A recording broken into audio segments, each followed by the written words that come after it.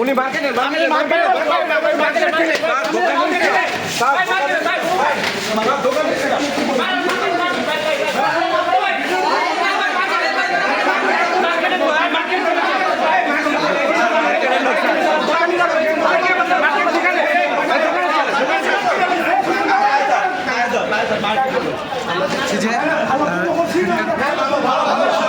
একজনকে গ্রেপ্তার করেছে এবং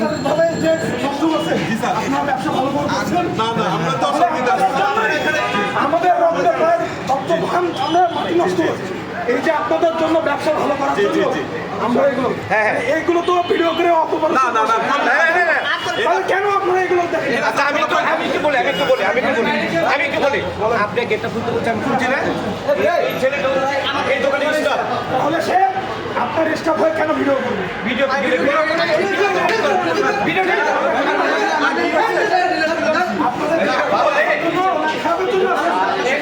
যেটা বলছিলেন পুলিশ সদস্য যে তিনি মার্কেটে হলেও কেন ভিডিও করবে এটা কি বলছিলেন?